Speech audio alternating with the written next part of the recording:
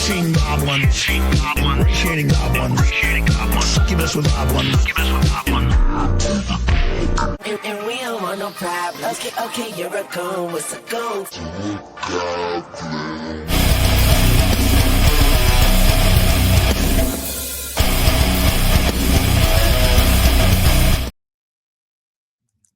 What's up? Oh shit! What?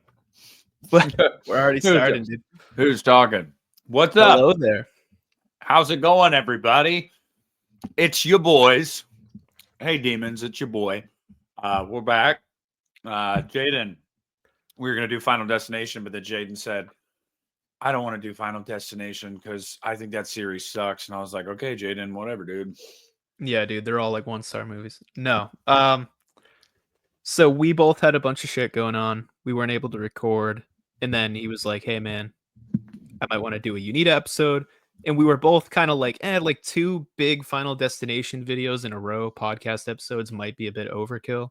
So I was like, all right, let's take like a week or 2, think about something else we can do. And here we are. We're doing like one of the most requested videos for the podcast so far. We're going to be talking about the Nightmare on Elm Street films. Yes. Jaden, why don't you tell I'm the excited people? for, man. Why don't you tell the people why we had to wait, though? What do you mean why we had to wait? Okay, listen.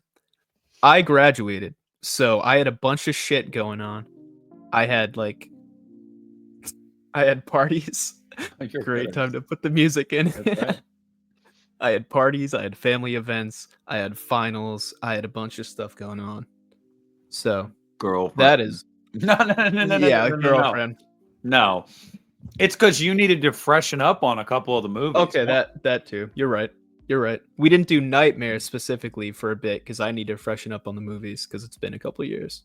Which I sneak dissed Jaden to Christian about it. I was like, Christian, can you believe this? He's got to freshen up on some of the movies. I've seen all these movies like at least a dozen times. Even Freddy's Dead. I'm like, come on, Jaden. But then I was like, you know what? He is a young buck. Life hasn't beat him down yet. So, Yeah. I get it. I guess. Yeah, Nick's an old fart. He probably saw these in theaters. Like I didn't have that privilege. Actually only 2010, buddy, because Freddy vs. Jason, I was 9 when that movie came out, and there's only been one other Nightmare movie in my lifetime that's come out in theaters. So No, I know. yeah. You're not that old. No. Not that old. Not even Christian's that old. So, yeah, but we're here. We're back in black. Hit the sack. What sack? You're about to find out. Freddy's sack. Because we're talking A Nightmare on Elm Street. I'm really, really excited about this. If you guys know anything about my channel and about me, you know that Freddy is my number 2. Right behind Michael. Jason is he's distant back there from me. Freddy is right there. I love Freddy. And I am really, really excited to get into this. But before we get into this really quick, I just want to say that there's going to be some controversial takes in this episode.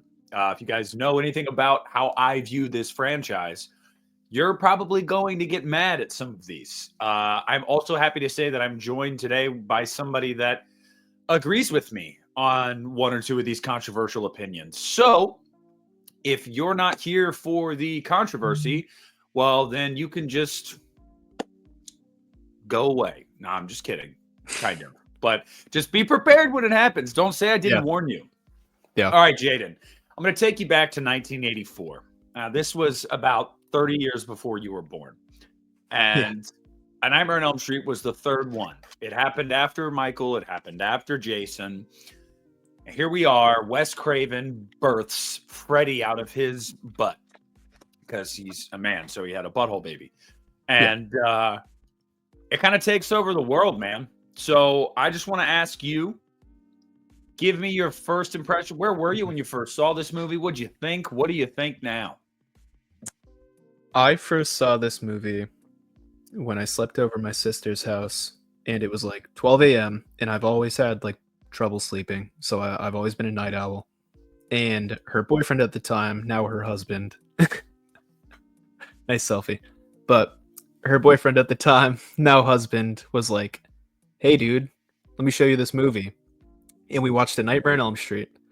And it wasn't the first Nightmare on Elm Street film, but it's the first time I saw the original movie.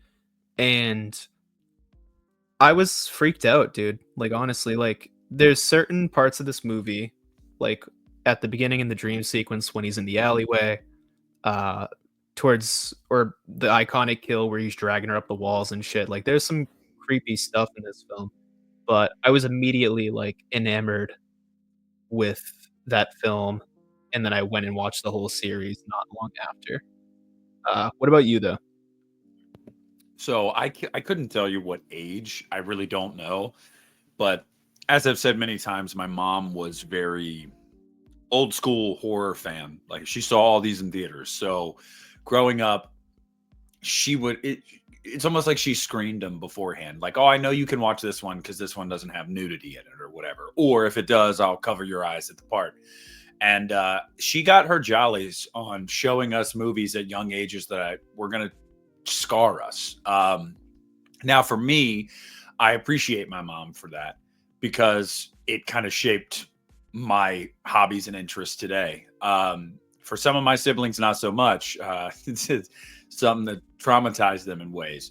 And this is one of them. This was one that she loved. This came out when she was 17. She saw it in theaters, and she spoke very highly of this.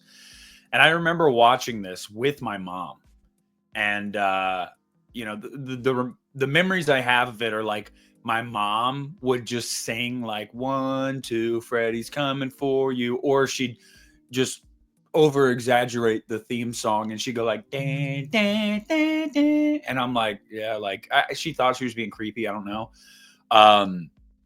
But I remember this movie scared the shit out of me, dude. Like I've said before that there aren't a lot of things that I took from like my early years of watching horror movies that like really scarred me. Freddy Krueger's one of them, because that's a dream demon, buddy. Like, what are you going to do? Like, not go to sleep? Good luck. Yeah. Yeah. So I just remember seeing this at a young age with my mom, and it scared the crap out of me. And I actually feel like I had a higher opinion of this movie at a younger age than I do now. Because as we go into this franchise, I will just say right here that I feel like they didn't really know what they had yet. And it kind of similar to Friday the 13th, where it took a little bit for it to really get going. But Nightmare is a really good starting point. I would say it's a much better starting point than Friday from 1980. I do think it's a better first film.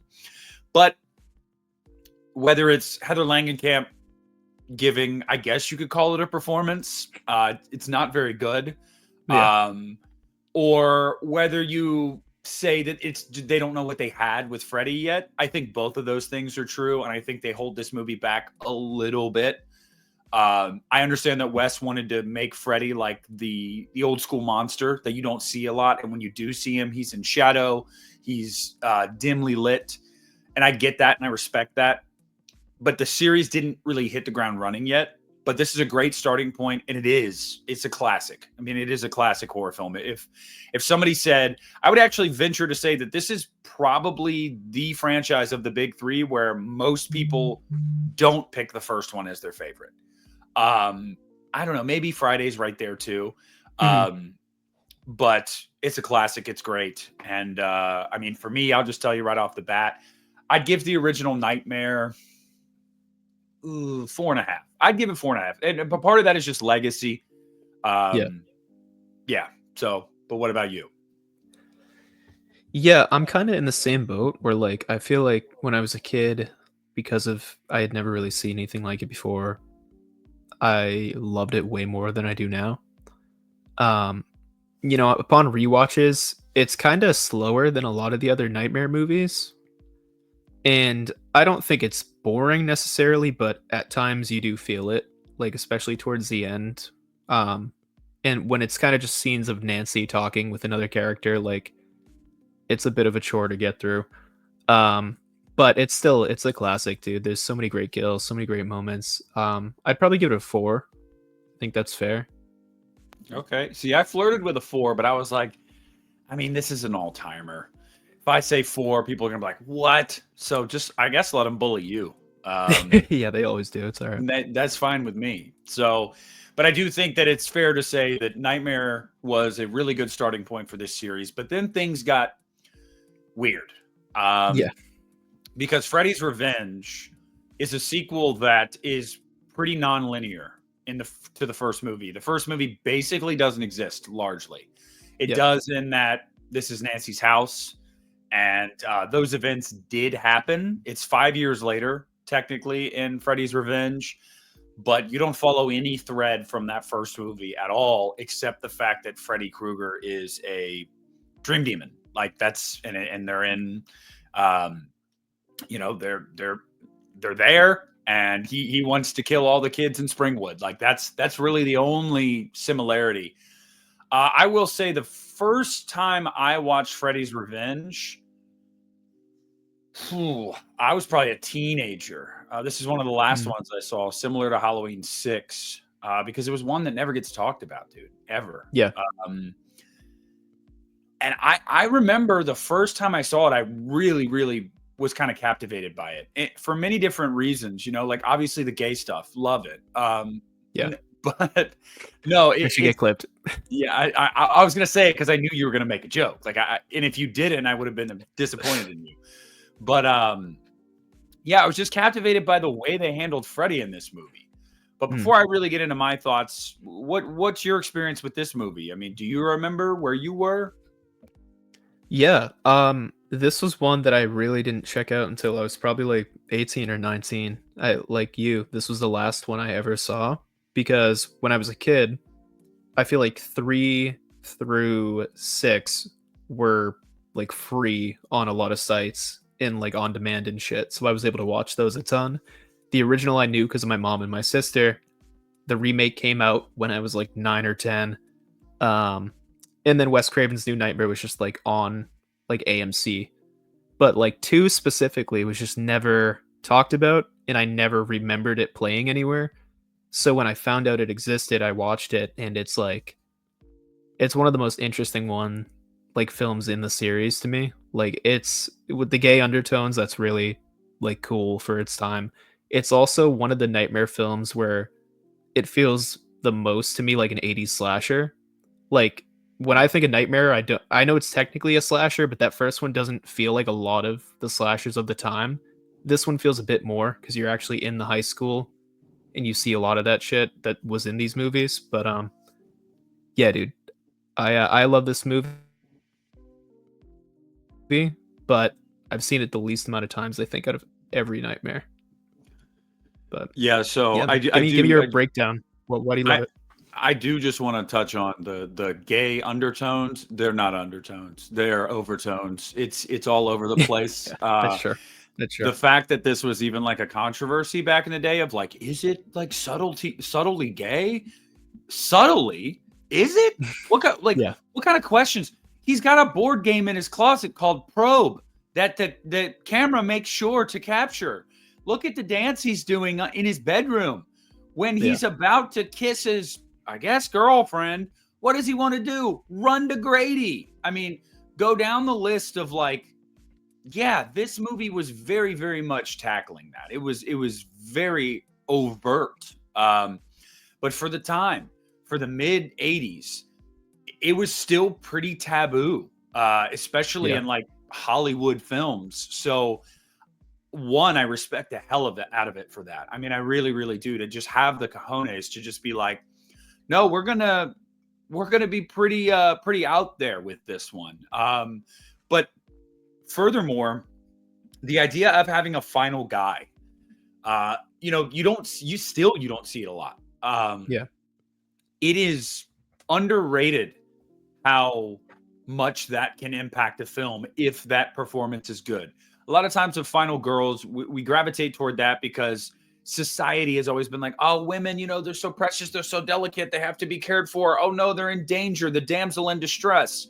Now, obviously, like in 2025, most people now have been like, well, that belief is largely bullshit. Like they're very, very strong, smart women that are whatever. I'm not trying to go down a rabbit hole of somebody being like, shut up, go woke, go broke. No, Yeah. but what I'm saying is that society had kind of created that. So you always saw final girls. So I thought for the second movie in a series in the mid 80s to be like, no, we're going to have a final guy and we're going to be like really gay.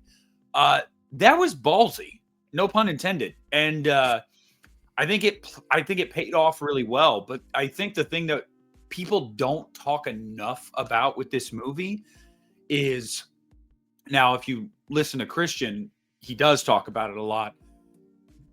Freddy is a demon, like a demon in this movie. He is not funny. He doesn't look funny. He's probably got his most evil look in this movie. Mhm. And I mean, there is a laugh line where he says, help yourself, fucker. Like, it's funny, but it's not really Freddy being funny. I mean, but Freddy is, there's something about the way he looks, the way he speaks, and the way he is in this movie that's just really unsettling. So I love this movie. I really, really do. Like I said, the first time I watched it, I was captivated, and I was just like, and my mom was like, "Oh no, that one sucks," and I'm like, "Whatever, dude. You also think Halloween 3 sucks, and you know what? Like, you have shit taste, mom." But this is my favorite Nightmare movie, and this is a perfect 5 for me. I would not change a thing about this movie. I even love the parrot that blows up. And the dad's reaction is, it was probably that cheap seed you bought. Yeah. Like, if I bought cat food and my cat spontaneously combusted, I'm not going to go, it's that damn food. Like, But yeah, I love this movie. Oh yeah, man. Yeah, no, I love this movie too. It's like you were saying, it is really dark. Like Freddy especially. It's so, like, there's not much comedy to it, and I think that's interesting in this series because pretty much every other one has comedy besides maybe New Nightmare, but we'll get to it. Yeah, man, this is probably a 4 for me, but it's still higher than the original. I still love it more. I think it does a lot more interesting, and I like Jessie way more than Nancy, at least from the first film.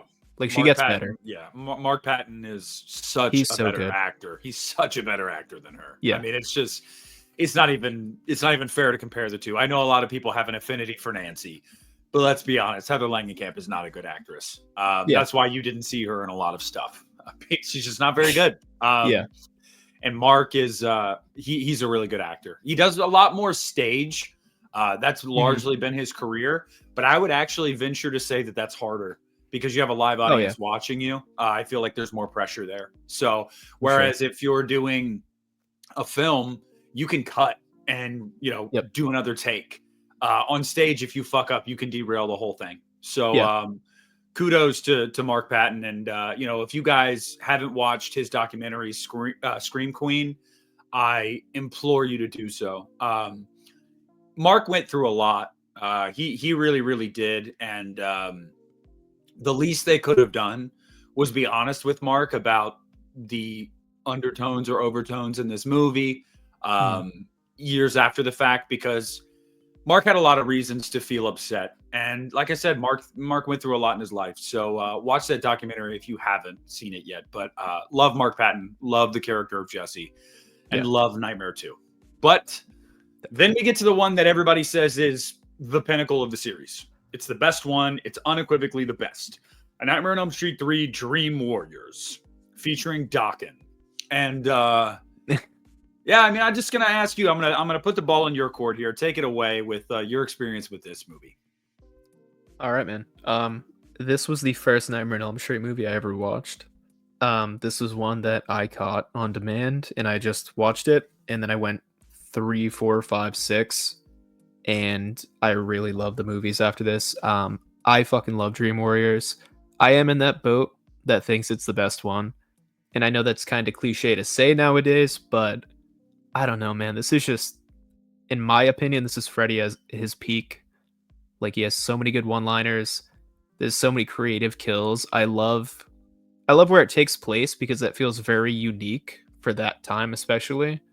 All the side characters, or I'll say maybe not all, but most of them are pretty memorable. This might be my favorite final girl performance in any of the movies. I love Patricia Arquette. Yeah, dude. I don't know. And the theme song still kicks ass. I'll listen to that anytime. Do you remember where you were like when you first saw this movie? Was it around the same age you saw the first one? It was before. It was like probably like a year before. Okay, so was this was the first one you saw? Yeah, dude. First one I saw. Wow. You probably did say that. I was adjusting my volume You're when you good. started talking, so because Yeah. I don't hear myself very loud, but I hear you loud, so it's weird. Okay. Yeah. Yeah. This was the first one. So, I mean, Dream Warriors for me is like same thing again.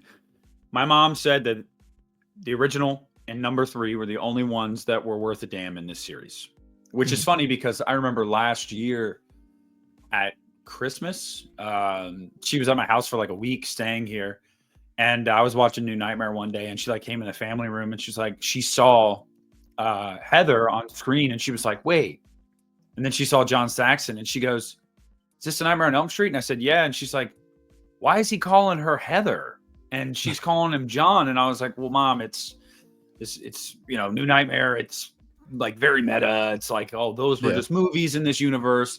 And she sat down and watched like the whole second half of the movie. I don't think she'd ever seen it. So yeah, like you said, everybody says this one's the best one. So it wasn't a shock to hear that at a young age too from my mom. And so I watched it, and I got to be honest with you, man, Dream Warriors probably has some of the most memorable moments for me in this series. Like, just iconic Freddy and Nightmare moments. Whether it's the TV kill, whether it's the marionette kill, there's just a lot about this movie that I think back to constantly. Also, Taryn's kill with the fucking needles on his fingers and stuff like that. Oh yeah. There's a lot of great stuff in this movie. There really is. So the fact that this is most people's favorite, it's not surprising at all.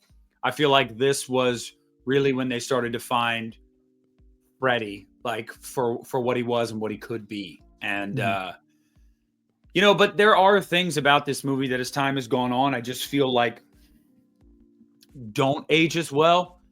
One, the whole wizard shit, the effects there are just really bad. And I really just don't like that character. I think it's super corny and over the top. Like everything else I can get behind. That's pretty corny.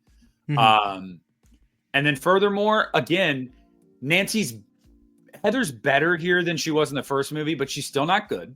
And furthermore, I don't really know how necessary her inclusion was. I don't feel like it's really all that organic.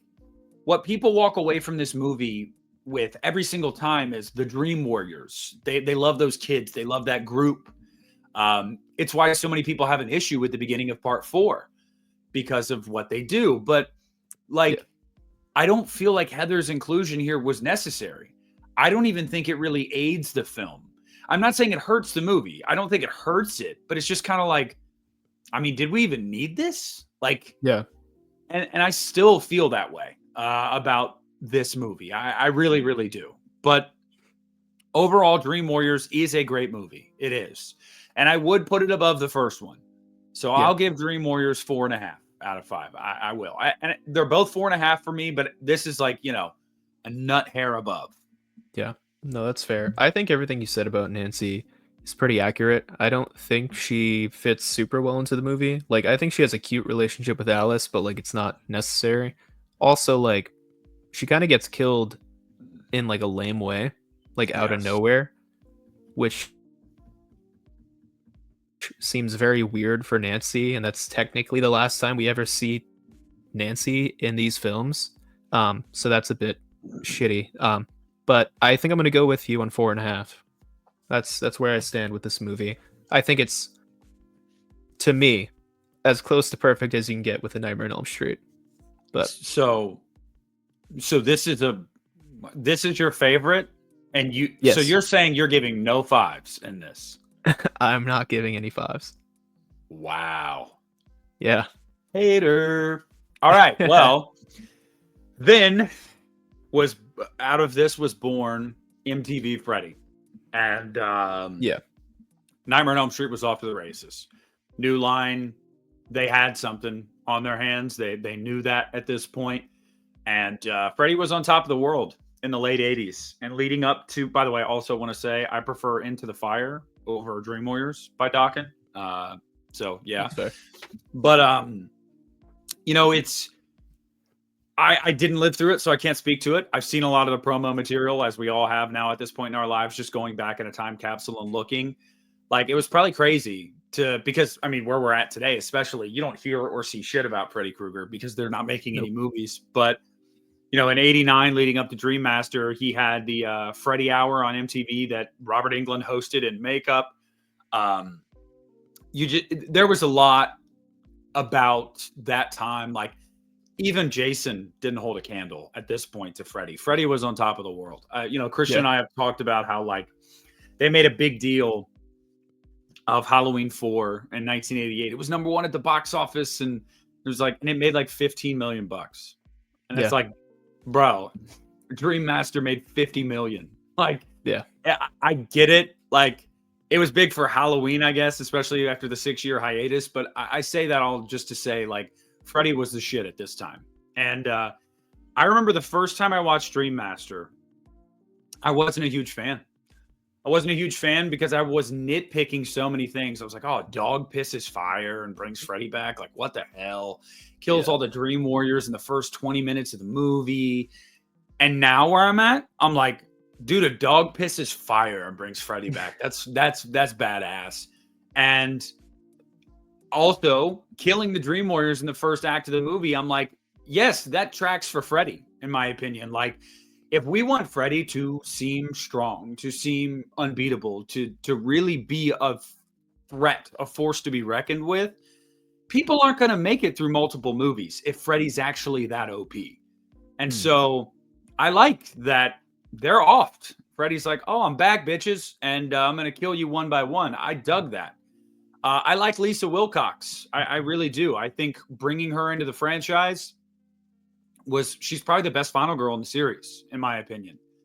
And then furthermore, I didn't hate Tuesday Night. I wish they could have gotten Patricia Arquette. I understand why they didn't, but I didn't hate Tuesday Night.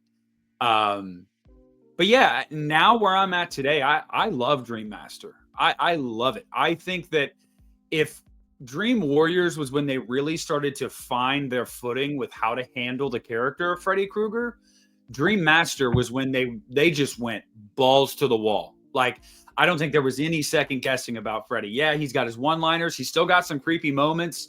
The budget's the biggest it's ever been for any of these movies, so a lot of the effects look great for the time, at least. And I think Dream Master has easily the best vanquishing of Freddy.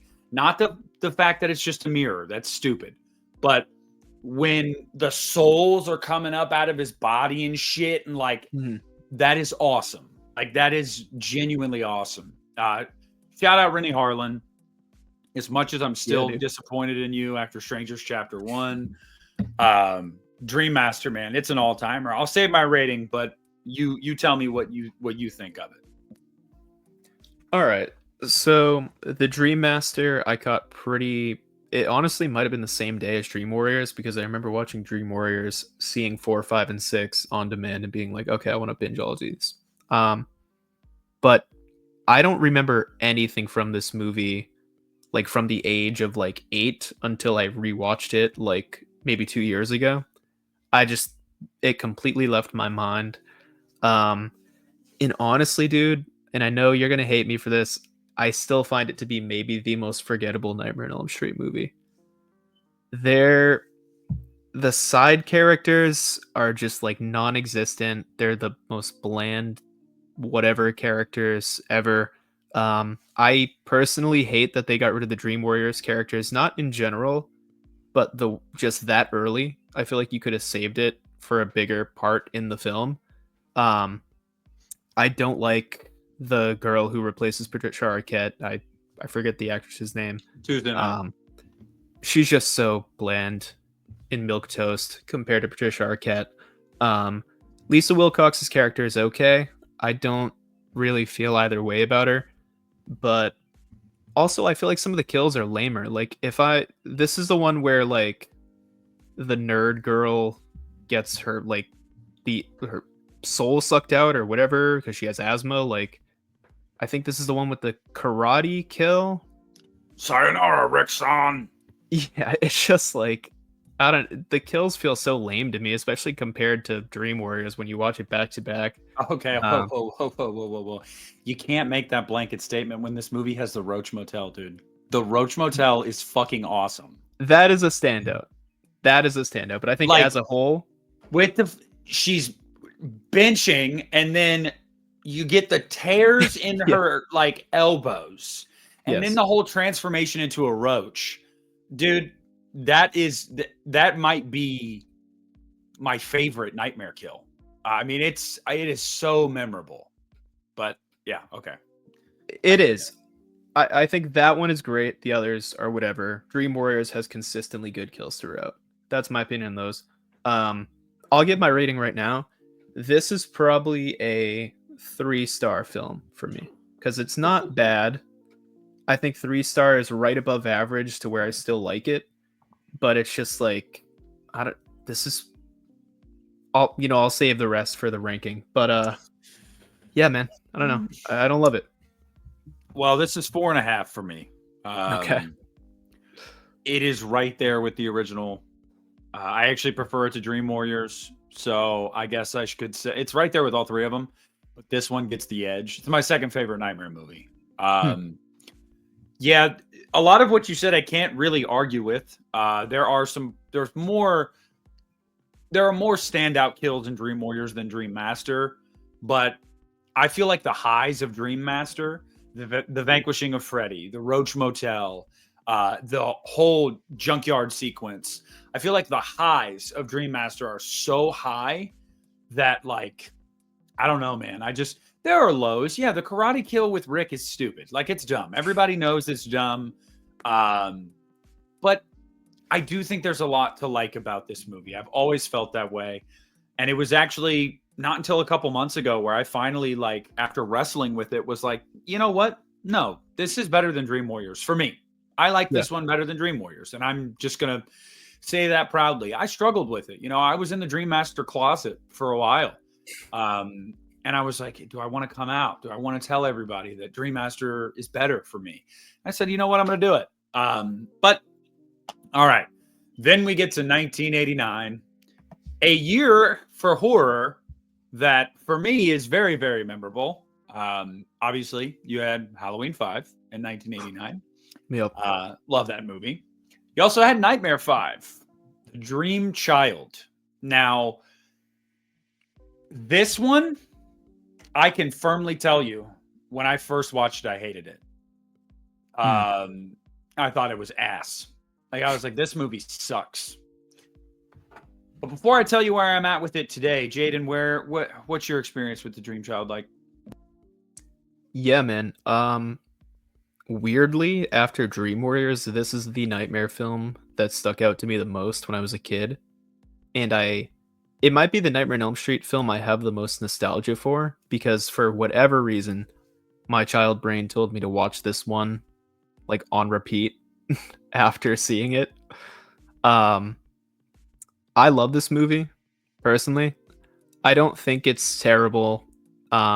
We talked before where we both believe there is like a nugget of good in this. There's enough for me to like full on love this movie. I think there is a really great movie in it, and it's just like there's a lot of schlock in front of it. But yeah. Go ahead, give me your rating and shit on this movie all you want. So the first time you watched this movie, did you like it the first time you watched it? Oh yeah. Okay, so it's funny that you think that I'm going to shit on this movie because of how I set it up, because this movie is frustrating. It is. So let me just say that like I said, I hated it the first time I saw it. I thought it was ass. As I got older, in my 20s, and I went back to it, something about it really started to resonate with me. And I actually just watched it again today for the first time in probably 2 years, a year or two. And I liked it most today. Like every time I watch this movie, I like it a little bit more.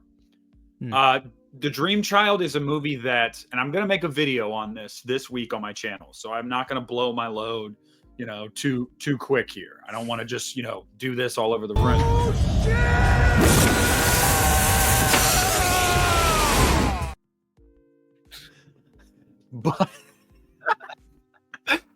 But so let me just say that there's a great movie in here.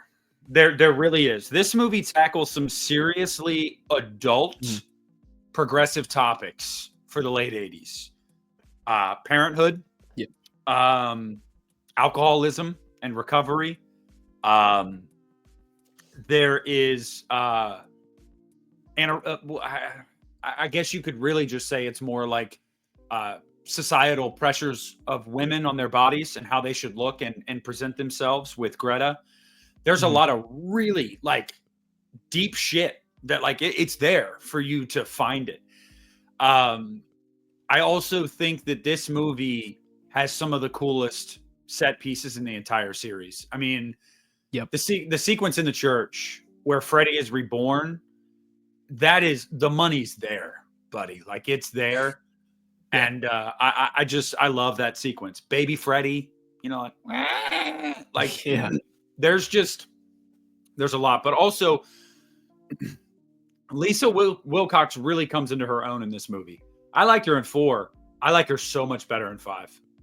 Much better in 5. I think that she gives a really good performance. I also liked that we got the, progression of her and Dan. You don't see that a lot in horror movies, slasher movies, where it's like in the sequel, we're going to follow these characters again and expand upon their arcs and stuff. It's like, whoa, that's crazy. This movie had a lot to say. The problem was it was rushed into production. It was rushed through production. This movie needed a couple more months of rewrites before this went before cameras. Because I feel like if they had ironed out some of these like really topical things, it could have been, it could be a top tier nightmare movie. It has that potential. Also, the MPAA butchered this. Some people, if you haven't seen the uncut footage of this movie, you probably don't even realize that what Freddy is feeding Greta is her intestines. That's what she's eating, is her intestines. Yeah. And in the uncut footage, it's very clear that that's what she's eating. Also, the bike transformation with Dan is a lot longer. What? I was just saying that's pretty fucking cool. It is, but it's a lot longer in the uncut. Yeah. There's a lot about this movie that was really, really chopped down, but I love the characters in this one. I like Mark so much. I've always liked Alice and Dan. I like Greta. I do. I feel bad for Greta. This is, I can't excuse that it was so clearly rushed and so many things are not fully fleshed out. And I can't excuse the end. The end is really, it's bad. Like as much as I like Dream Child, it's bad. When you've got Jacob like show me and stuff, I'm like, oh my God, what? But I'll give this movie, I'll give it 3 stars. I think it's above average. I really do. I feel confident in saying that now. So I agree with a lot of what you said. I love the church. I do love the like backstory we get for how Freddy was created and born, because it's really sick and twisted. That's another thing that they address in this movie, but I don't feel like they go full force with it. But another very topical thing. Yeah, for sure. I do agree that Jacob is dumb as shit and very cringy. But I do love Baby Freddy. Oh yeah. This one I think it's a 4-star for me.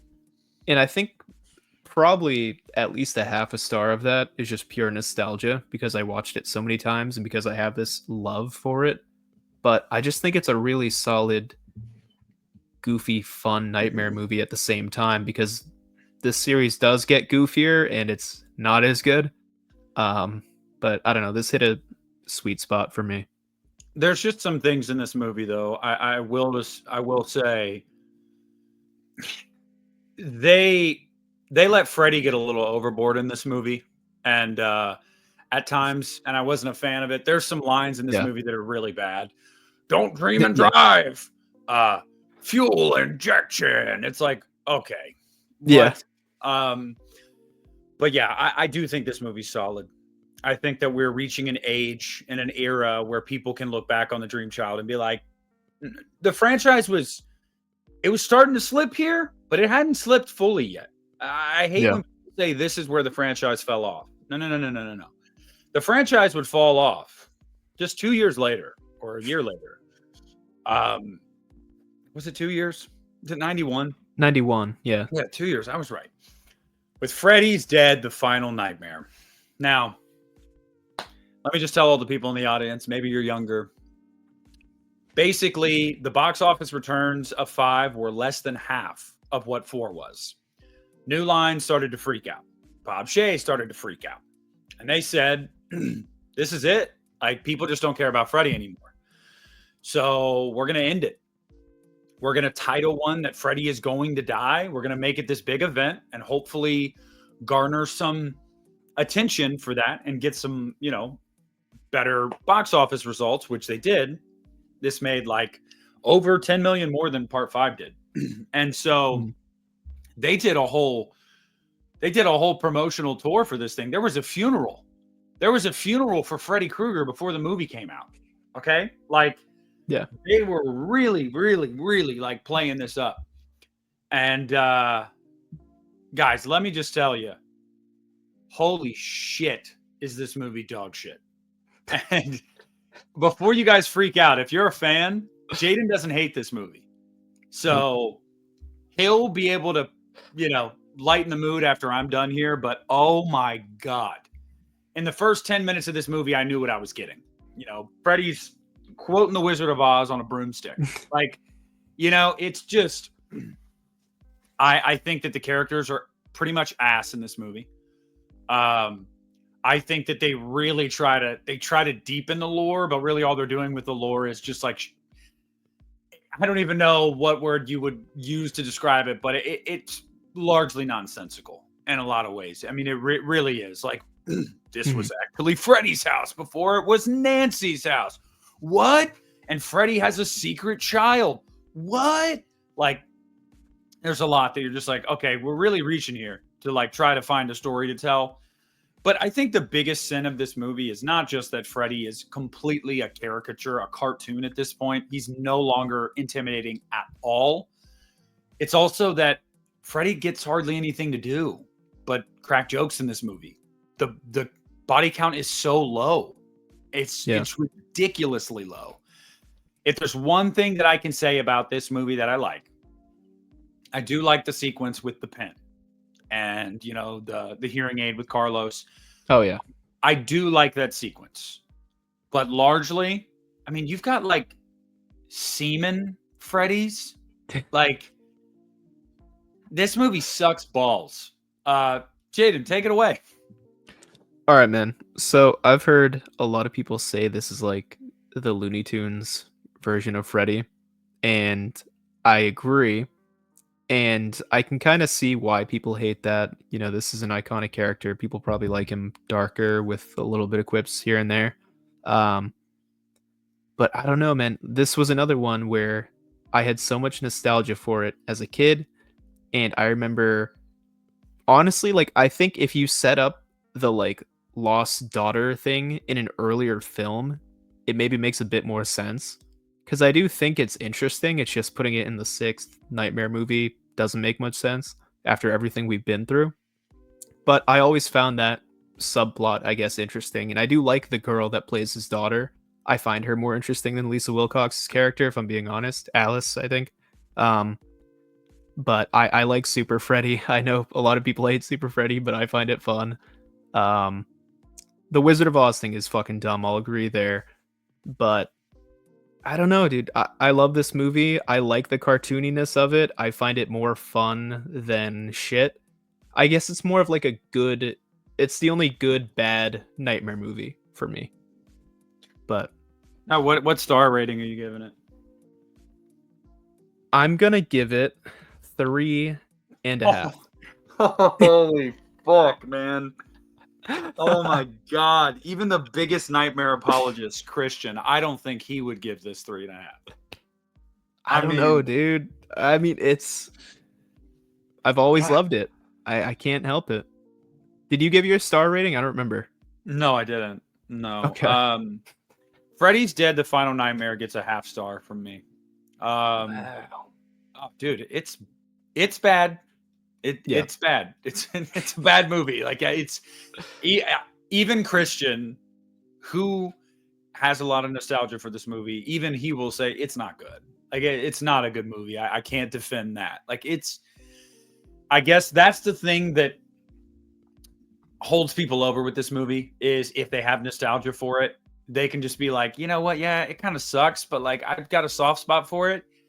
And you can't really argue with that. You can't argue with somebody that, so, I'm not here to tear down the fact that you have nostalgia for it. If anything, I'm glad that you do because it makes this something that's watchable for you because I'd love for this movie to be watchable for me, but it's not. Yeah.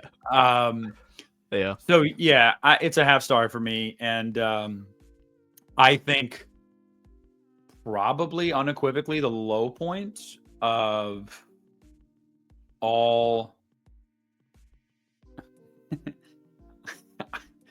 probably the low point of all of the big three series in my opinion. So yeah, I do think it's the weakest of the big three.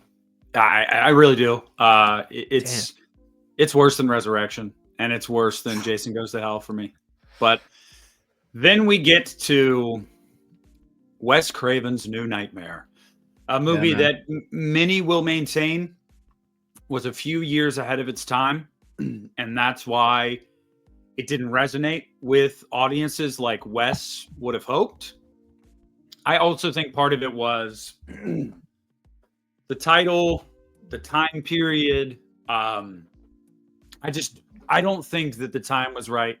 I don't think the approach was right at the time. Meta horror wasn't in yet. And so, obviously Scream would really bring that in just 2 years later. Yeah. But I got to tell you the truth. I've always liked New Nightmare. I've always liked it from the very first time I saw it. I remember the first time I saw it, I was a little confused because I was like, this stuff was a movie and like, this is real life. Like what are they trying to tell me? Yeah. But obviously, as I got older, I can understand it. Be like, oh, well, yeah, no shit. That makes sense. So, but this movie for me, man, is I think it's the only acting performance of Heather Langenkamp that I could say is actually decent. I actually think she's decent in this movie. I love Miko Hughes in this movie, but I just love Miko Hughes. So, I love the way they handle Freddy in this movie, that he is legitimately an ancient demon that has an affinity for that character of Freddy Krueger. Like it's kind of funny in that way. There's so much about this movie. You don't see Freddy until an hour into the movie for the first time. And I love his first reveal. This movie's really good, man. It's really good. I don't care. Yeah. I don't care what anybody says. I really don't. I think that this movie is really good. And I think that the way they handled the demon and, bringing players back from throughout the series, even in cameos at a funeral, like there's a lot that I really just dig about this movie. And, aside from the bad effects on the highway, when Nancy Heather's running across the highway, I think this movie actually ages really well too.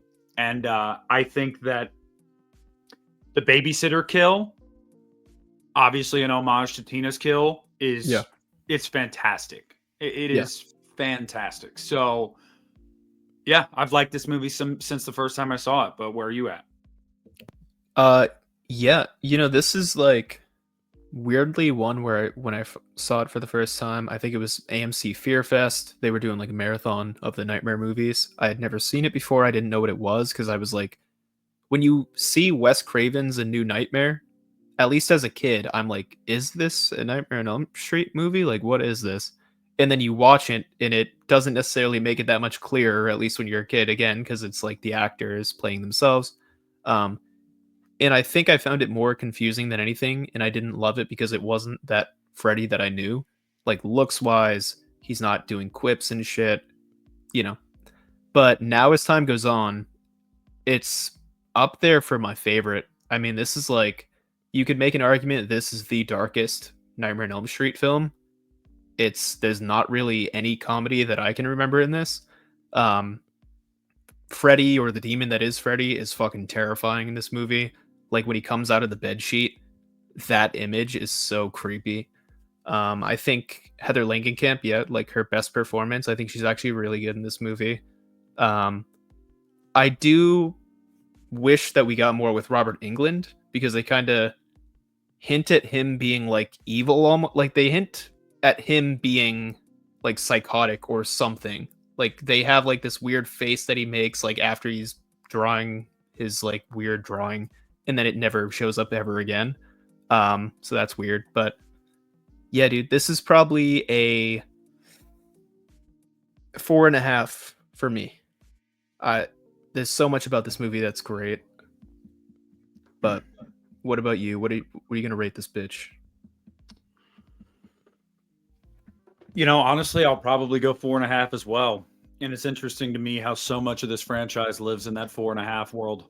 I think that's, you know, it shouldn't be a surprise for me. I don't know why I'm surprised. I mean, it's my second favorite franchise, so go figure. But yeah, this is a 4.5 as well. I really liked this movie. I was, you know, I'm still to this day. This movie came out the year I was born. So in a way, you know, we're kind of the same. And you know, like New Nightmare, nobody cared. You know, nobody went and saw it. And you know, it's funny because I almost wonder what would have happened to the franchise if this movie was a big hit.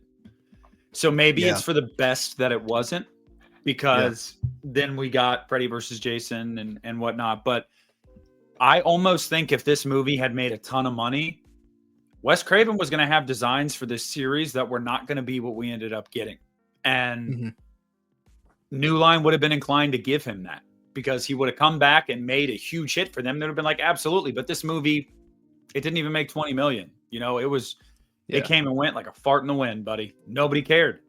And so that's disappointing. But Freddy languished for about a decade. Then Freddy versus Jason came out.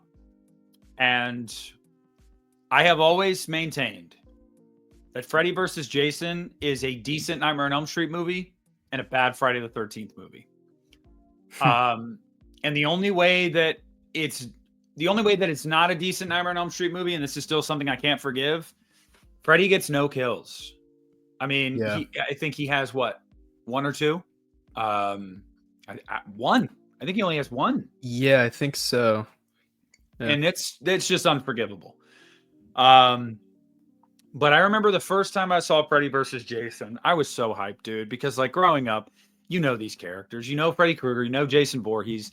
The fact that they were like in a big budget movie pitted against each other, I think most people were like, there's no fucking way this is actually happening. Like this is a real thing. So it was really, really exciting watching it the first time. And of course, being a kid, you know, I liked the boobies in the first like 10 minutes of the movie. I'm like, all right, man, we're already into boobies. We got some cool kills here. We got some great lines by Freddy. I actually think that the plot kind of makes sense enough. It's weird in versus movies to try to get them together. Like, how do you make a plot to get two characters together? But I almost kind of love that it's like he's resurrecting Jason to bring fear back to Springwood, so they think Freddy's back so he can come back. Yeah. And then all the while, he's pissed because Jason's getting all the glory. Jason's getting all the kills. He's getting all the glory. And Freddy's like, this is not why I brought you back, asshole. Like, you're supposed to be setting the table for me. But in reality, you're just eating everything. And look, regardless of your opinions on the movie writ large, I think that it's undeniable that fight at the end is legendary. It's legendary. That's the stuff of legends. Now, the cons of this movie, Ken Kersinger is a bad Jason Voorhees. There's no way around it. He's not a good Jason Voorhees. They get a little too zany and over the top at times. You know, the slug Freddy is just kind of like, okay, what are we doing here? And Ronnie Yu, loved Bride of Chucky. He was the wrong guy to hire for this movie because he didn't really understand or even care. And he'll admit that. He didn't care to understand the lore of Freddy or Jason. You know, this was a job to him that seemed fun. They needed somebody that understood the lore of these characters, and it wasn't Ronnie Yu. And then furthermore, Ronnie Yu and the incessant need to just have fake blood shooting everywhere, no matter the length. I mean, someone could get stabbed right here in the arm. They'd be like, like it is cartoonish in its blood at times, but it's still a really fun movie, and I think it achieves what it needed to. Yeah, man. I fucking love this movie so much. This is one of the first horror movies I ever watched, and it's because my sister was a teenager, and I was like 4 or 5 years old. So she was like, he's gonna watch this with me right now, along with TCM03. Those were like 2 of the first ones. But yeah, dude, I think this is such a fun movie. I agree that it does get a little bit over the top at times, but I don't know what more you could have asked for from a Freddy versus Jason film. Like, it kind of is perfect for the name and for the concept of it. Maybe Freddy could have gotten a bit more kills, but like, he fucking beats Jason's ass in this movie a lot. He should have gotten more than fucking 1. Sure, but I think it kind of makes up for it with how he's beating Jason through most of the film until the end, where even then you could say who won. But yeah, the fight's great. It's so over the top and crazy. I love the demon devil Freddy, like the design on that. I think it looks so fucking cool. Oh, it's like that's a top 3 Freddy look for me. Yeah, absolutely. And like the scene where the cornfield where Jason's on fire and walking through it, it just looks so cool. And the flying machete through the chest and the blood spurts out of the dude's mouth. Like, it's funny. There's some great kills. That. It's funny you mention that. I'm gonna try to find this clip really quick. Like Jason catching flame in the cornfield and cutting off that fat guy's head. I hated that fat guy. I wanted him to die so bad. Dude, yeah, he knows ball. Nah, and also I forgot to mention it, but when he fucking flips him up like a fucking sandwich, but like the opposite way, so his back gets all bent and shit. That's a great kill. Yeah, man, I love this movie. I'm gonna give my rating right now. This is a 4.5, and wow, it is one of the most fun horror movies I can ever remember watching. I watched it. I've seen it probably like fucking 50 times. It's not perfect, so that's why I don't give it the 5, because I do know it has flaws, but I love it so much. Yeah, this is a 3.5 for me. I think it's very solid. I really do. I have a lot of fun with this movie, and if you'd given Freddy a couple more kills, if you'd had a little bit better of a Jason performance, we'd really be cooking with gas here. This movie should have gotten a sequel. It was a huge hit at the box office. Obviously, the way they ended it was,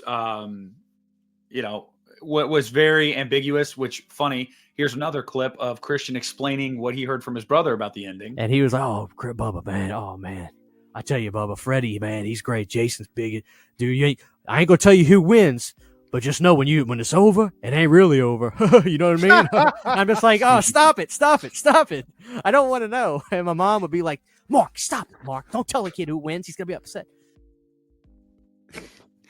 Yeah. And I had, and that's the ending. And it's when it's over, it's not really over. And so I don't understand. I know that this is really when, well, actually, no, it wasn't really when the financial, the legal battle really started. So I don't know why it didn't happen.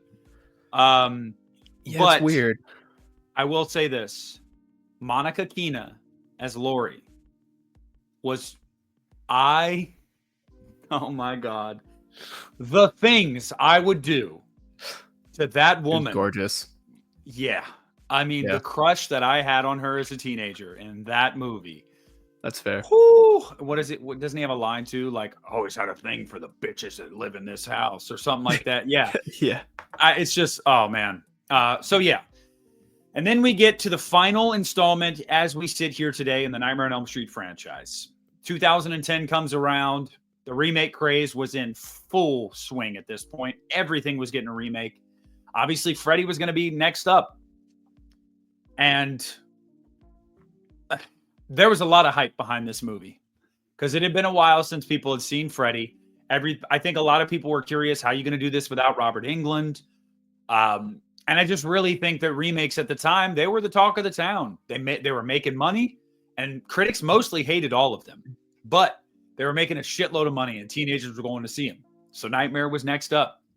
And I remember when this movie came out, I was 16. And like everyone in school was talking about it the week it came out. Oh yeah, we're gonna go see Freddy. We're gonna go see Freddy on Friday, bro. We want to see Freddy. No one ever called it a Nightmare on Elm Street. There was Freddy, or and I'm like, yeah, like for sure, I'm gonna check it out too. And my buddy Dave saw it a day before me, and he wanted to tell me about it. And I was like, dude, shut up. Like I'm going to see it tomorrow. And buddy, the discourse for this one, worse than Friday, worse than Halloween. I don't think there is a remake that is more liable to get you absolutely shit on for saying anything positive about it than Nightmare on Elm Street. The people that don't like this movie really don't like this movie. But let me just tell you something. From the first day, April 2010, that I saw this in theaters, I liked it. But Jaden, give me your experience. Yeah, dude. So I remember not seeing this one in theaters, but catching it on Redbox pretty soon after. And I didn't really know how to feel about the idea of a Nightmare on Elm Street remake. I wasn't fully how I am now, where like I feel like I'm 50-50 on remakes and I give them a bit more of a chance than a lot of people who just instantly shit on them. But I didn't really know how to feel about it back then. But I like this movie too. It's Rooney Mara. I'm gonna get it out. She's not good. She's full on like Kristen Bell, whatever the hell her name is from Twilight. That girl. She acts like her. Kristen Stewart. Awful. Like just sleeping through the performance. But Kyle Gallner is fan-fucking-tastic, and he's such a broken, interesting character in his performance. I find it kind of haunting, especially like compared to a lot of the ones in this series where you don't really remember the performance that well. I really wish Katie Cassidy was the final girl because she's awesome too, but I get why they couldn't do it. If only you could have flipped the roles. Yeah, I don't. You could have cast her as Nancy. Yeah. I don't get it. Yeah. That's what I was gonna say. They could have cast her as Nancy, but since she was that character, I get why, but it still sucks.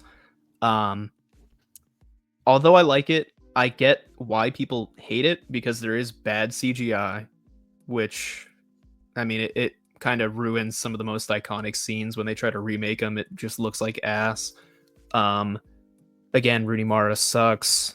They don't fully go with the twists that they were teasing, which would have been fantastic. Although I still like that they go, and this is kind of controversial, but I like that Freddy is a predator in this film. I find it interesting, and I think it's they kind of allude to it in the original films, but they fully go into it here. It was the original intent. Wes Craven just didn't fully go into it because, for obvious reasons, who wants to tackle that? But that was the original intent with Freddy Krueger. It also makes, I think it's in real world sense, it is far more believable that he would be a predator and get away with it for a while than be a child murderer and get away with it for a while. Because if you're killing dozens of children, how long do you really think you're actually going to be able to get away with that, where no one's going to suspect this guy? But sadly, a predator can get away with that for a really long time. So I actually feel like it's more believable. But yeah, 100%. So I'm kind of torn on the performance of Freddy. I mean, obviously nobody's going to touch Robert Englund. There are times where I I'll like touch I know you will.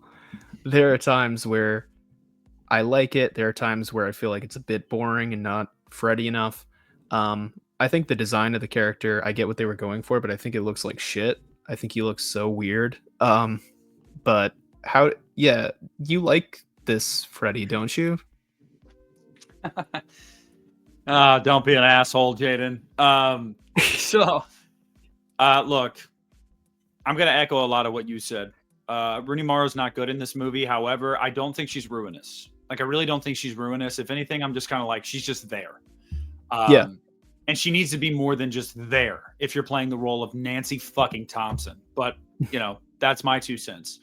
Also, she's kind of drowned out because I would say the co-lead in this movie is Kyle Gallner. I think they get just about similar screen time. And the entire back half of the movie is them together. I would say Kyle Gallner's the lead in this movie, and I think he's great. I mean, I think that Kyle Gallner plays that like emo broken kid so well. I love him in this movie. I think Katie Cassidy's great. Her scream, that girl can scream, man. Yeah. Love her in this movie too. As far as Freddy goes, I hate the CGI added to the face. There's a lot of moments that he looks like a burnt cat. And it pisses me off. It really does, because it's not necessary. You know, they didn't do it for 8 films before this. Why do it now? I understand why. Michael Bay, Platinum Dunes. Like, it's dumb. It's a more expensive way of doing it, first of all. And secondly, it just doesn't come across as... They said it was because they wanted him to look more like a burn victim. Can't you just do that with makeup, though? Like, I'm never going to get behind that. Now, the performance by Jackie, though, I actually like Jackie in this role.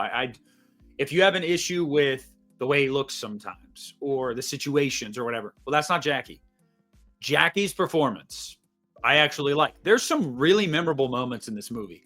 I love when he says, the brain stays alive for 7 minutes after the heart stops beating. We still got 6 more minutes to play. I love when the dog's dead and he says, I was just petting him. And Jackie is good in this movie. I don't care what anybody says. He also does this really cool thing that Robert never did. And I love it.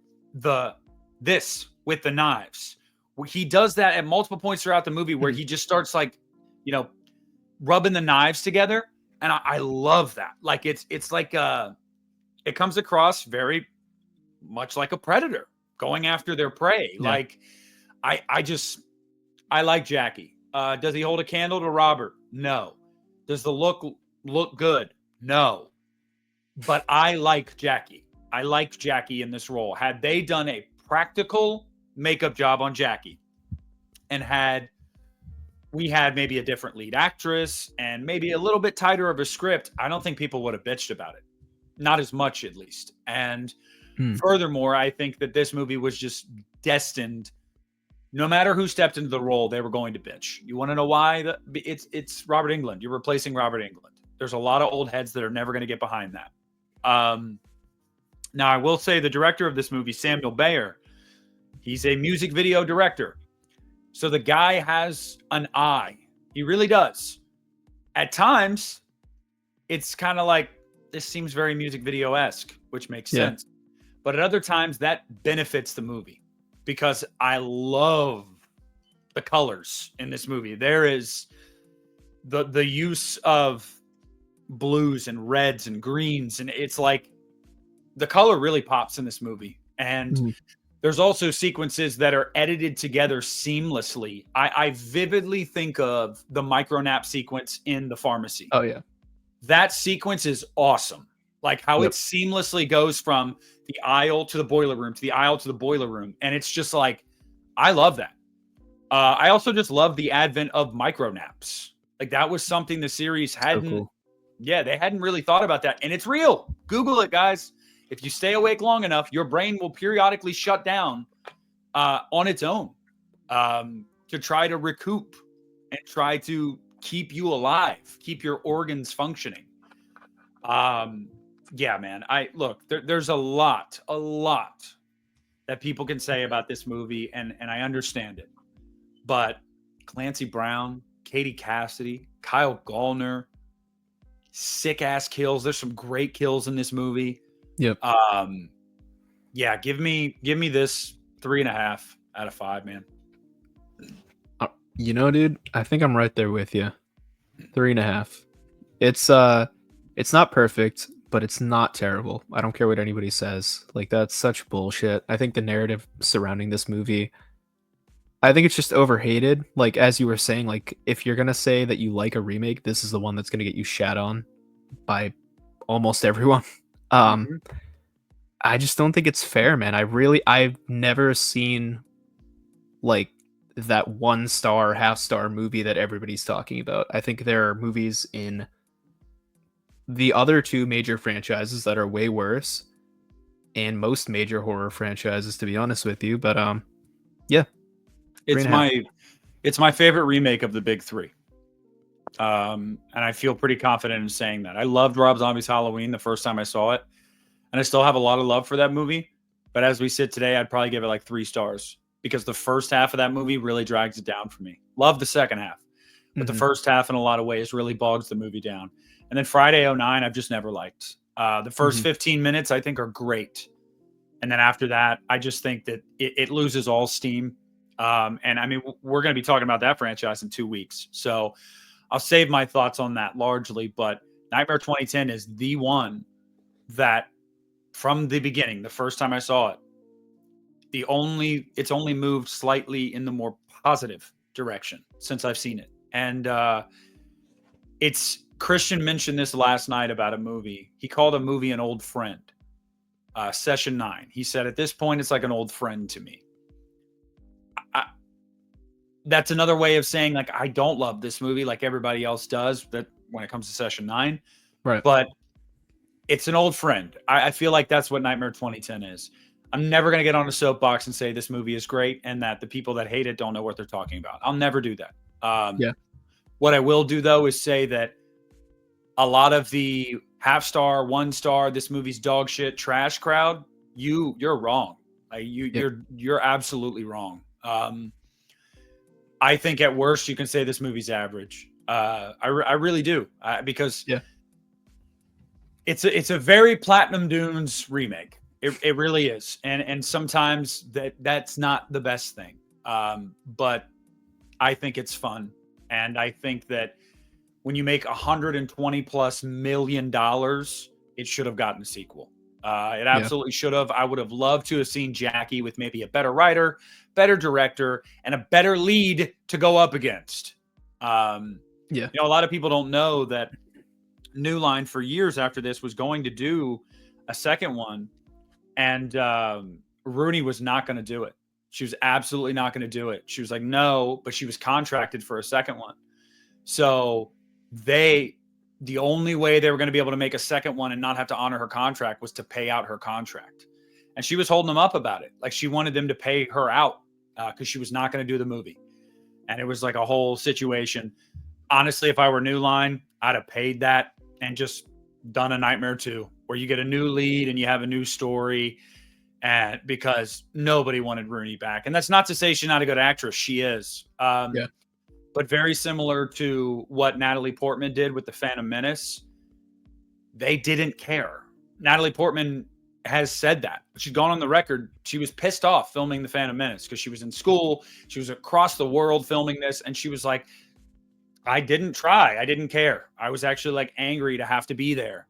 And you can tell in her performance. And Rooney was the same way. Very outspoken about how she didn't care and she didn't want to do this. And you can tell in her performance. And, at some point in Hollywood, if that's the case, when you're shooting for like a day or two and you can tell that's the performance you're getting and that's the vibe you're getting, recast it. Recast it right then. Be like, okay, you don't want to be here? That's fine. Here's your $500K or whatever it is for your contract. Go away. We'll bring somebody else in. Yeah. So yeah, as far as the future of this series goes, man, it's I'll say this. It is not as bleak as some might think. There are discussions happening behind the scenes right now that lend me to believe that Nightmare will be back relatively soon. Within the next 5 years, I'd say. You will see Freddy Krueger before you see adult Jason Voorhees with the hockey mask. I feel very confident in saying that. And I want to see it. Also, the next question is going to be, well, are they going to go the requel route and bring Heather back and bring Robert back? Look, are they going to be tempted to? 100%. Do I think Robert and Heather would both do it? Yes. I know Robert has said a million times, I'm done. If the money was right and they had a stunt actor to do a lot of the stunts, and really he just had to perform, with the voice and the mannerisms, I think he'd do it. I really do. Do I want that though? No. I don't think Nancy Thompson has ever been an important enough character to feel like we need to revisit it 40 years later. I don't. Also, if you do that, you have to write out Dream Warriors, and you would not make a requel writing out the fan favorite. So I just don't think that's going to happen. Freddy will be recast. It will probably just get soft rebooted again. And I'm open-minded, and I welcome it. I want to see it because I want to see Freddy back. Yeah, dude, I'm there with you. It's been way too long. I never got to see a Freddy or Nightmare on Elm Street film in theaters, so I'd really like to. I think that what they could do with Robert Englund is something similar to Candyman 2021, where if this idea of like this dream demon like is a thing, like you could do something where it's just Robert shows up for like 30 seconds, says like one line or two, and that's it. I think that's the most we'd get. I think he's just too old to do the role. But yeah, I hope Blumhouse doesn't get it, but if it happens, at least we're getting a Nightmare. It'd be really cool to see somebody like a Mike Flanagan take this movie and, do whatever they want with it. I just hope that we get a competent director who can come up with some cool dream sequences and kills. And I hope that Freddy is okay. Like the performance. David Gordon Green. God, dude. Yeah. All right, Jaden. So now we get into ranking the Nightmare on Elm Street franchise. And my ranking is, so we got 9 movies. And at number 9, I got Freddy's Dead. I think it's unequivocally the weakest one. And I'll die on that hill. At number 8, I have The Dream Child. Now, let me just say, I defended The Dream Child and gave it 3 stars. So all that is to say, the only one I don't like is Freddy's Dead. Everything else, it's like picking against your favorite children. At number 7, I would probably put Freddy versus Jason. I think it's a really fun movie, and it accomplishes what it needs to, but I needed some more oomph there for the character of Freddy Krueger. But I put it at 7 because I think it was a feat, nonetheless, that they even made it. At number 6, I'm going to put... Damn, dude, this is where it gets tough. Yeah. This is where it gets really tough for me. I'm going to put Nightmare 2010. I really liked this movie. I gave it 3.5 stars. I very much like this movie. A couple things could have been better, but I'm relatively satisfied with this one, and I don't give a shit what anybody says. Yeah. I've been ridiculed enough online about it. You're not going to hurt my feelings. I don't care. At number 5... At number 5, I'm going to put New Nightmare. Right smack dab in the middle. I think it's insanely strong, but this series is full of 4.5s for me, and this is another one of those 4.5s, so I'm going to put that at number 5. Number 4, I'm going to put Dream Warrior. No, we got one. Number 4, I'm going to put A Nightmare on Elm Street, the original. It is a classic in its own right. Again, some things I'd change about it, but we're splitting hairs here. It's a great movie. At number 3, I'm going to put fittingly Dream Warriors. I know it's everybody's favorite, and if you would have asked me a couple years ago, it probably would have been at least my number 2. But it's firmly at number 3 for me, and it's the third one, so I think it's fitting, and I think it's going to stay there. Number 2, I'm putting The Dream Master, man. The Dream Master is so 80s, so rock and roll. Has the best soundtrack. The best soundtrack, I think, from the 1980s in a horror film. It is a fantastic soundtrack. Yeah. And then number 1 is Freddy's Revenge. I mean, the gayest, meanest nightmare movie. It's just, I love it. I love it. So that's my ranking. Yeah. And Nick says that because he's the gayest and the meanest. All right. right. My ranking. Okay. So I am so sorry. I love you, Nick, but my number 9 is Dream Master. Holy fucking shit. Holy shit. Imagine saying that with a straight face when Freddy's Dead is in this series. Dude, I still like Dream Master. Hold on. Before you keep going, can you just at least seed to me that objectively 4 is a better movie than 5 and 6? Then 6, yeah, for sure. Oh my god. All right, keep going. All right. It's just the one I like the least. I still like it. Number 8 is Freddy's Dead. I just have more fun with it than Nightmare 4, to be honest with you. Number 7, I'm going the remake. I dig it for what it is. I wish there were elements that were better, but I still think... I don't know if I think it's the best remake of the big 3, but it's definitely better than Friday the 13th. Number 6, this might be The Dream Child. I have that nostalgia for it. I gave it 4 stars. I think it's better than the movies that I mentioned before this, but it's just objectively not very good. I still think it's pretty good though. Number 5 though, this might get me shit, but I'm putting the original. It's iconic for sure. I put it at 4, so we're not far off. No, yeah. It's iconic for sure. It's a classic, but there's characters that I don't love as much in these other ones that I'm going to talk about. Like I said, there are parts that drag. Yeah, so that's my number 5. Number 4 is Nightmare on Elm Street 2, Freddy's Revenge. Everything you said, the gayest, maybe the meanest. I would argue New Nightmares, they're right there. But this is so fun. This is like one of the most entertaining 80s slashers, and I love Mark Patton in this role, and I think you could argue he's the best main character in the entire franchise. Number 3 for me, and I know this one will definitely get me shit, maybe not from you, but from other people, but Freddy vs. Jason.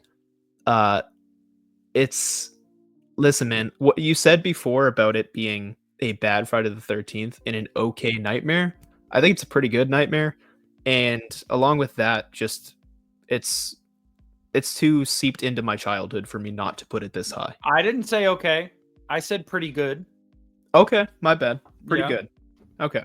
Well, then we agree there for sure. But if Freddy would have gotten more kills, it would probably have been a great nightmare movie. That's fair. That's a fair assessment. Yeah, it's just too, it's one of the first horror movies I ever saw. I could never not put it this high. Number 2, though, I'm going to go New Nightmare. I think this is probably the most interesting story, and I think it's so cool that we got this sort of meta horror in the early to mid 90s, and Heather Langenkamp is the best she ever was in this. Yeah, I love this movie. But number 1, it's the one that everybody puts at number 1, Dream Warriors. Hop on the cock right now. So just kiss my ass. Just kiss it. Fucking kiss my pimply fat ass. I'm done. Listen, dude. Everything everybody loves about this movie is true. I'm sorry. It is iconic for a reason. The characters fucking rule. The effects rule. The kills are great. It's the best Freddy performance, in my opinion. Dream Warriors as a song is awesome. It's my number 1. Kiss my pimply fat ass. Well, all right. So look, what did you guys get today? You got a rundown of the entire franchise, what we thought of these movies, our first experiences with them, and where they are for us now. You got very different rankings of the Nightmare on Elm Street series and very different reasons why. You saw a glimpse into why Jaden is so dislikable. I would actually argue you saw a glimpse into why I am too, because when we got to the Nightmare 2010, I'm sure we pissed some of you guys off. Yeah. And honestly, that's what we're here for. So cry about it, I guess, you know? But in all seriousness, guys, this is a series that I have loved since I was a kid. It's my second favorite series. And I had told Jaden, we got to come out swinging with this one soon. We got to do it. The people are going to want to watch it. But you guys have to show us that. And how you show us that is leave a like on this, comment down below, watch the video, you know, engage with us, join in on the conversation. As long as you guys are watching this and you guys are digging it, we're going to keep doing it. And although, as Jaden said near the beginning, sometimes we're not going to be able to do it every week. We're going to try, but sometimes we're not going to be able to do that. But we're not going to go anywhere so long as you guys want to keep watching. So I hope that you guys enjoyed us talking about A Nightmare on Elm Street tonight. I hope it got you excited in the pants. I hope you creamed your khakis. I really, really do. And I hope that it is a nice palate cleanser for what's coming in 2 weeks. And not just me, but Friday the 13th, because we have a Friday the 13th coming in June. So naturally, we're going to have to cover Friday the 13th, but that's about 2.5 weeks away. So we'll have another episode before that. Do we know what it is yet? No, but you'll know soon enough. Jaden, do you have any final thoughts before we head out? Yeah, man. This Podgoblins has been a ride. I've had a lot of fun doing this. We had that couple of week break, but I'm glad we're back, and we're going to be doing a lot of cool shit this summer, talking about a lot of series that people are very excited about. Friday, I'm excited. Jaws, Texas Chainsaw Massacre. Yep. I'm sure we'll talk about, if we don't do an episode, we will talk about the I Know What You Did Last Summer films, because that's coming out too. Mm-hmm. There's a lot of good shit this summer. I'm excited. Oh, God, that means I'll have to watch I'll Always Know What You Get. I'll have to watch that again. Yep. Yeah, you will, buddy. Huh. We'll suffer together. But all right, that's it. I guess just follow our Instagram as always, PodgoblinsYT. I know Nick is going to work on putting the podcast on audio platforms like Spotify, Apple Podcasts. I do have court tomorrow though. So yeah, I mean, do it when you can. Don't do it in court. But well, I won't be able to. But yes, that I will get that done this week, guys. I will. We've been doing Unita more. We've done like 3 Unitas in the past like 3 weeks, which has been weird for us. I saw that. So, you know, and then with the warmer weather, doing stuff outside, I mowed my entire backyard. I was trimming hedges today, obviously trying to keep up with my own content on my channel, working 50 hours a week and dealing with this bullshit divorce and custody thing.